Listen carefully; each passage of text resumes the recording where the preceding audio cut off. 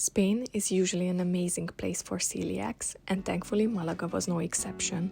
So in this video, I'm taking you through every single place I tried in Malaga. Our first stop in Malaga was El Pastelero Real, a 100% gluten-free bakery that we visited straight after arriving from the airport. Honestly, it wasn't the best experience for us. Maybe I just chose the wrong pastries here, but everything we tried kind of missed the mark. But later in the trip, we discovered they have another location with the same name that sells churros, and that was a completely different experience. Next, we tried La Bouganvilla. I'm hopefully saying that right. This restaurant isn't fully gluten-free, but it came highly recommended by other celiacs. I had a really nice experience here. The paella was genuinely delicious, definitely one of the more memorable meals for me on this trip. Right across from this restaurant was Carbone, which was a fully gluten-free place. Unfortunately, we never made it back during this trip, so I can't really comment on the food, but I still wanted to mention it because it looked very promising. For a bit of dessert, we visited Yummy, which was a really good find.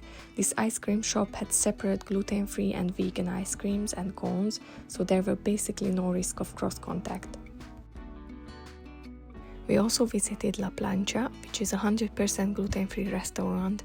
The food was okay, not the best meal I had in Spain, but I really appreciated having a completely safe option.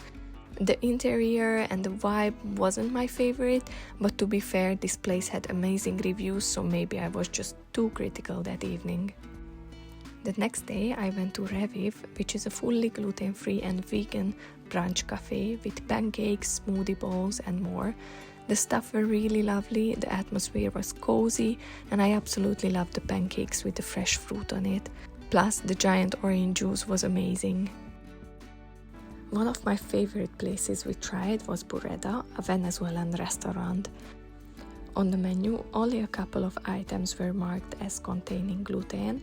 It wasn't a fully gluten-free place, but I was assured that the arepas were safe for celiacs, and honestly, it was the best arepa I've ever had. We loved it so much that we actually went back again on our last day just to eat another one. Later that evening, I tried the new pistachio flavor of Magnum, which was really nice. The gluten-free empanadas at Mariantojo were amazing. They do state that they can't fully guarantee the absence of cross-contact, so definitely assess your own comfort level and ask questions. But the staff actually showed me their process. Even though the gluten-free empanadas are warmed in the same oven, they place them inside a paper bag and they place it on a separate tray with baking paper. Personally, I felt safe enough eating there, and honestly, I almost went back for another one immediately. Oliva was another restaurant highly recommended by the gluten-free community. It wasn't fully gluten-free either, but they were very well prepared for celiacs. One detail I really appreciated was that they bring you the menu in your native language if they have it, which made the experience a bit more special. The food was nice, really interesting flavors and really good drinks. And finally, we returned to El Pastelero Real, but this time to their other location. This one had seating, a nice pastry selection, and most importantly, gluten-free churros. And these we absolutely enjoyed. It was very much worth it to go back. I hope you enjoyed. Subscribe for more gluten-free travel.